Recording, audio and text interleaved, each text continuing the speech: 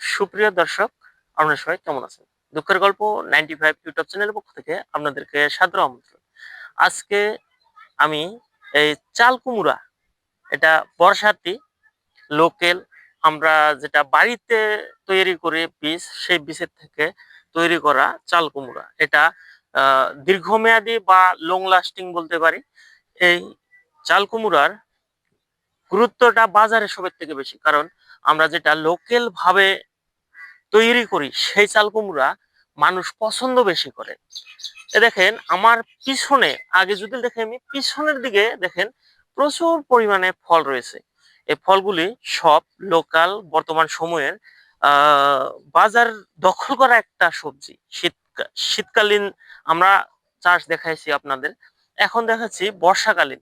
বর্ষাত এই চাল কুমড়াগুলো খুব পছন্দর। বর্তমান সময়ে যদি বলি, এই চাল কুমড়া এমন কোনো বাড়ি নেই আমাদের এলাকাতে, বা অর্থাৎ গাঁও গ্রামে, যার বাড়িতে চাল কুমড়া নেই। সবার বাড়িতেই এই চাল কুমড়া রয়েছে।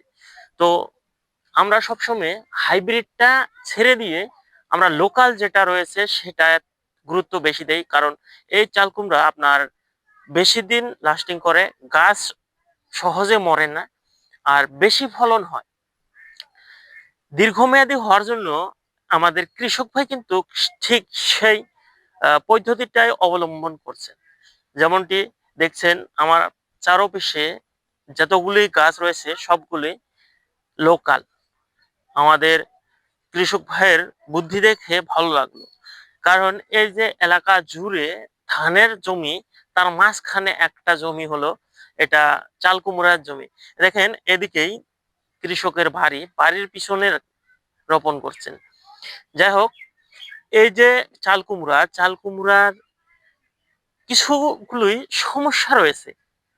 সমস্যাগুলা যেমন পাতা লাল হয়ে যাওয়া, লাল মানে হলুদ হয়ে যাওয়া, ফলে পোকা ধরা, ফলগুলা পোকায় আক্রমণ করা, ছোট জ্বালাগুলো নষ্ট হয়ে যাওয়া, এ ধরনের নানান সমস্যাই রয়েছে। এই সমস্যাগুলো, বাজার মূল্য, সবিশেষ আজকের এই ভিডিওতেই আপনারা দেখবেন। যারা যেখান থেকে দেখছেন অবশ্যই কোনো সমস্যা থাকলে আপনারা কমেন্ট করে জানাবেন।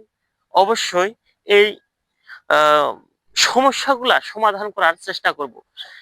এখন যদি আমি বলি, এই যে সামনের দিকে দেখেন পোকার কথা বলছিলাম বা কোনো আক্রমণের কথা বলছিলাম, এই যে ট্যামাটা দিয়েছে, এটা কিন্তু সাধারণ 10 টাকার একটা ট্যামা।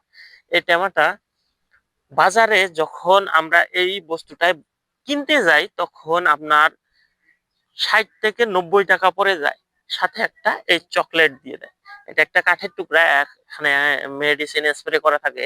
আর সেই মেডিসিনের স্প্রে সেন্টটা শুনে এখানে সব পোকা চলে আসে। দেখেন এই যে যদি দেখেন মরছে, দেখছেন এই যে পোকাগুলো পড়ে মরে আছে। তো এই যে পোকায় যে এখানে ঢুকলে আর সেই পোকা বেরোতে পারে না, যার জন্য এটা দিয়েছে। আর এই পোকাগুলো আমি যদি দেখাই, এই যে দেখেন এখানে এখানে বুঝতে পারবেন এই যে পোকা কিভাবে আক্রমণ করে এই চাল কুমড়াটা ঘাও বানিয়ে দিচ্ছে, দেখছেন? এই যে এই একটা সমস্যা, এই সমস্যা, এই পোকা খুব আক্রমণ করে। অন্য কিন্তু এখানে কোনো পোকার আক্রমণ নেই। বর্তমান শীতকালীন, সরি, বর্ষাকালীন, বর্তমান সময়ে যদি আমি বলি, আজকে জুন মাসের 1 তারিখ। আজকে যদিও রোদ রয়েছে, আমাদের এখানে প্রচুর পরিমাণে বৃষ্টি রয়েছে প্রতিদিন। আর সেই সময় বৃষ্টিতে কিন্তু গাছ মরে, এটা একটা সমস্যা দেখায়। কিন্তু কৃষক ভাইয়ের যে জমিটা দেখেন একদম উঁচু জমি, প্রত্যেকটা গাছের গুড়ি দেখেন একদম সমতল ভূমি, এখানে কিন্তু উঁচু করে দিয়েছে। উঁচু করে দেওয়ার কারণ গাছগুলির শিকড়ে পানি যেন না জমে। পানি না জমলে এই গাছগুলি দীর্ঘ টাইম লাস্টিং হবে, দীর্ঘমেয়াদী হবে। আর এমনিতেই এই গাছগুলি 3 থেকে 4 মাস অব্দি ফল দিতে থাকে। আপনারা যদি চান এই ধরনের চাষ করতে পারেন। এখন হাইব্রিডের কথা যদি বলি, এখানেই হাইব্রিড গাছ একটা 15 দিনেই ফুল আসে, ফল আসবে 30 দিনে বা 25 দিনে। সেই গাছটা 40 থেকে 45 দিন হইতেই আপনি দেখবেন আপনার বাড়িতে গাছটা মরে গেছে। সেই দিক দিয়ে আপনার হাইব্রিডের থেকে লোকাল যেগুলা গাছ রয়েছে সেগুলা কিন্তু ফল প্রচুর পরিমাণ দেয়। দেখেন আমার পিছনে গাছগুলিতে দেখেন কত ফল। এই গাছগুলি থেকে কিন্তু আপনার ফল তুলে ফল বিক্রিও করে দেওয়া হয়েছে। এই যে দেখেন ফলগুলির ভিতরে একদম কচি কচি ফল বহু পরিমাণ। এই যে আমি বলছিলাম যেটা, সেটা এই ফলটা দেখলে ভালো করে বুঝবেন এটা একটা বেমার নয়, এটা আক্রমণ করছে পোকায়। আমি যে পোকাটা দেখালাম সেই পোকাটা। আর এর উপরই রয়েছে এই যে পাতা লাল হওয়া বা ফল ফল পড়া। পাতা লাল হওয়াটা আমি যদি দেখাই, এই দেখেন আপনারা ভাববেন যে এটা বোধহয় বুড়া হয়ে গেছে বা মরে গেছে। ঠিক আছে, এটা মরে নাই, এটার বেমার একটা। এটা আপনি যদি নিরাময় করতে চান তাহলে আপনি আপনার পার্শ্ববর্তী কৃষি ভান্ডার বা কৃষির যেখানে ওষুধ সার দ্রব্য পাওয়া যায় সেই জায়গাতে যে যদি আপনি বলেন যে আমার এই সমস্যা, বা একটা পাতা ছিঁড়ে নিয়ে যাও দেখান, তাহলে আপনি এই ওষুধ মানে এই বেমারের ওষুধটা আপনাকে দিয়ে দেবে। আপনি আসে স্প্রে করবেন। স্প্রে করলে একটা বস্তু খেয়াল করবেন যে স্প্রে করার 5 দিনের ভিতরে সেই গাছের থেকে ফল সংগ্রহ করা যাবে না। কারণ এই ফলগুলা মানে ওষুধগুলা বা কীটনাশকগুলো খুব বিষাক্ত হওয়ার কারণে আপনি ফল খেতে পারবেন না। সেজন্য আমি এটা সতর্কবাণী হিসাবেই আপনাদেরকে জানাচ্ছি। এই যে দেখেন এখানে সুন্দর একটা কিন্তু তিতা কেরেলা। আমাদের এখানে এই তিতা কেরেলাটা কিন্তু খুব কম পরিমাণে দেখা যায়, কিন্তু দেখছেন কত বড়, বিশাল আকার। এর থেকেও বড় একটা আমি তিতা কেরালা দেখাবো। কিন্তু চারপাশে দেখেন কৃষক ভাই করছেন, আবাদ করছেন, কিন্তু নানান ধরনের চাষ নিয়েই এইটা দেখছেন, নানান ধরনের আবাদ করছেন। কিন্তু এই যে তিতা কেরালাটা কিন্তু আকর্ষণীয় একটা বিষয়। দেখছেন এত বড় বড় হয়। এই এই তিতা কেরালাটা এখনো কিন্তু বুড়ো হয় নাই। এটা খাবেন, প্রচুর স্বাদ লাগবে। এটা কিন্তু হাইব্রিড জাতের, লোকাল জাতের হলে আপনার লোকাল এখানে রয়েছে, এই যে দেখেন এটা হলো লোকাল। এটা কিন্তু আমরা বিষ তিতা বলি, মানে বিষের থেকেও তিতা নাকি এই তিত কেরেলা, তো বিষ তিতা বলি।